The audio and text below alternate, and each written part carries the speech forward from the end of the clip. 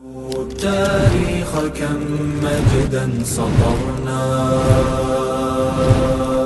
على صفحاته وبه تغنى.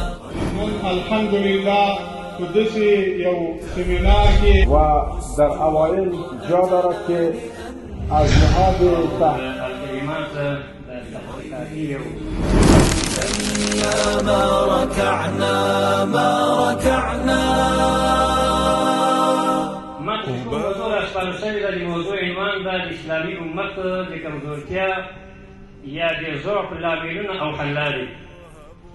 قدرمنو دا امت چې نن سبا موږ تاسې مطالعه کوو او له د خپل هېواد او له د خاورې نه چې موږ تاسې د سرچ او تحقیق شروع کړو او په ډګر د اسلامي نړۍ باندې راوصل کېږو، بېرته بیا خپل هېواد ته راسو، د امت دا ناوړه او دا ناکاره دا سپک او ذلیل حالت دا داسې نه و چې کله اسلام راغی او د امت په همداسې جلت اخته وو.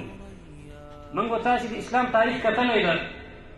د اسلام په تاریخ کې مسلمانان دومره عزیز او غالب قوم وو چې کله به په لار باندې یو مسلمان تېرېده د نړۍ کفارو یهودو مسیحیانو به د لارې په غاړه کې درېدل او مسلمان ته به د احترام لپاره به ودرېده او لاس په نامه به ورته ولاړ او د ځمکې په مخ باندې د مسلمان بل عزتمن شخص موجود نه و.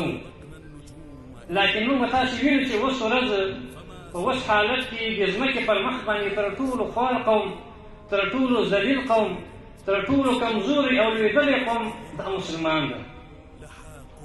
دغه امت ولې دې حالت ته راغی؟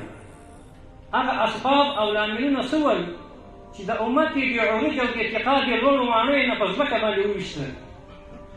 هغه امت چې الله تعالی په قرآن کې بار بار توصیف کړی چې کنتم خیر امه، تاسې بهتر امت یې. لکن نن ورځ د ځمکې پر مخ باندې دې غوره او دې عزیز او دې غالب او دې عزتمن قوم خپل حیثیت بایللی ده. کوم اسباب او کوم لاملونه دي؟ وبه تغنى تهاب الأسد وطأتنا لأننا